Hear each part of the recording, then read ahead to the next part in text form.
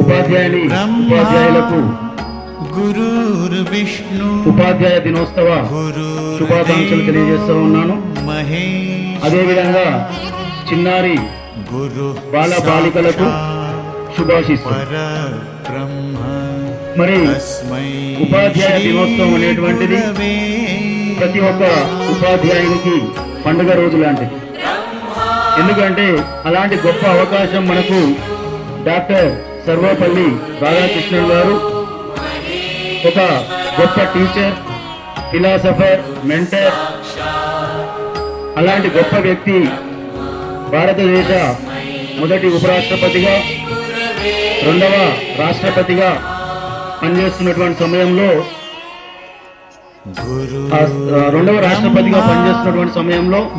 టీచర్లు అంతకుముందు అతనితో పనిచేసినటువంటి టీచర్లు, ప్రొఫెసర్లు అందరూ కూడా ఆయన యొక్క బర్త్డే 5th సెప్టెంబర్ రోజు అతన్ని కలిసి విష్ చేయడానికి వెళ్ళడం జరుగుతుంది. సో ఆ రోజు ఆయన చెప్పినటువంటి మాట ఏంటంటే, నా బర్త్డే కాదు ఈ రోజు, నేను పవిత్రమైన వృత్తిని చేసి వచ్చినాను కాబట్టి ఆ యొక్క వృత్తికి గుర్తింపు రావడం కోసం ఈ యొక్క 5వ తారీఖు సెప్టెంబర్ 5వ తారీఖు ప్రతి ఒక్క టీచర్ కూడా సన్మానింపబడాలి, ఆ విధంగా చేయాలని మనస్ఫూర్తిగా కోరుకుంటున్నానన్న సందర్భంగా భారత ప్రభుత్వం సెప్టెంబర్ 5వ తారీఖును టీచర్స్ డేగా అనౌన్స్ చేయడం జరిగింది.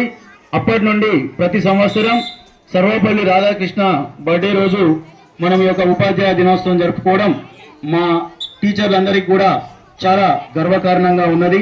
ఉపాధ్యాయుడు అనేటువంటి వాడు ప్రతి ఒక్కరి జీవితంలో రోల్ మోడల్. ఎందుకంటే ఈ రోజులలో, ఇప్పుడున్నటువంటి రోజులలో సొంత అన్నదమ్ములు, దగ్గర బంధువులు, మనతో ఉన్నటువంటి ఇరుగు పొరుగు వారే ఒక మంచి స్థాయిలో ఉంటే ఓర్చుకోలేక ఈర్ష్యపడేటువంటి పరిస్థితి మనం చూస్తున్నాం.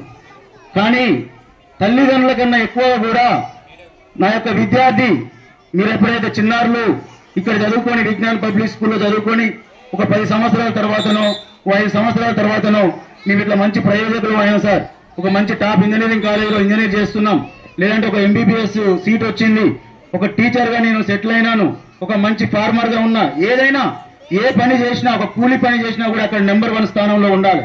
అంటే ఒక డిసిప్లినరీ, ఒక క్రమశిక్షణ నేర్చుకొని ఒక మంచి విద్యార్థిగా మీరు ఎదిగి మాకు ఎదురైనప్పుడు నమస్కారం చేసి, సార్ నేను ఈ వృత్తిలో చక్కగా కొనసాగుతున్నా, నా యొక్క కుటుంబంతో నేను క్షేమంగా ఉన్నా అని చెప్తే అందరికన్నా కూడా మరి తల్లిదండ్రులతో సమానంగా సంతోషపడేటువంటి గొప్ప వ్యక్తే ఉపాధ్యాయుడు.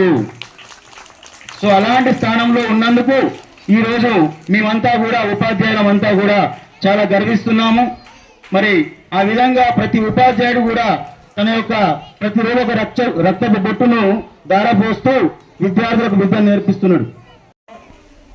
నవ నాగరిక సమాజంలో ఆయన సాధారణ మనిషి అయినా ఆది యుగం నుండి ఆధునిక శకం వరకు ఆయనే ఋషి. జాతి జీవన వికాస మార్గదర్శకుడతను, సమాజ దేవాలయానికి సిసలైన పురోహితుడు అతడే ఉపాధ్యాయుడు. సృష్టి స్థితి లయల నిర్దేశకుడు, త్రిమూర్తులంతా ఒక్కటైన రూపం. గురు బ్రహ్మ, గురు విష్ణు, గురుదేవో మహేశ్వర, గురు సాక్షాత్ పరబ్రహ్మ, తస్మై శ్రీ గురువే నమః. తల్లిదండ్రుల తరువాత స్థానం పొందిన విశిష్ట వ్యక్తిత్వం.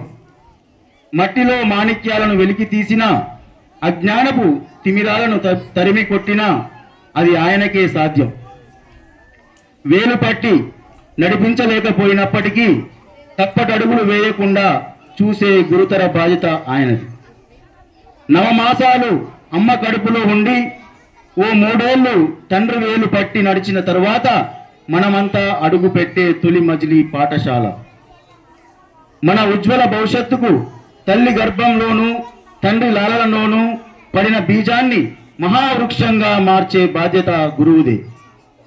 అందుకే గురువు అంటే మనిషి మాత్రమే కాదు, మానవ రూపంలో ఉన్న దైవం. అంతటి విశిష్టత ఉన్న గురువులను గౌరవించుకోవడం మనందరి బాధ్యత. ఉపాధ్యాయులను గౌరవించడం అంటే మనల్ని గౌరవించుకోవడం, దేశాన్ని, సమాజాన్ని, మన ధర్మాన్ని గౌరవించడం, సత్కరించడం.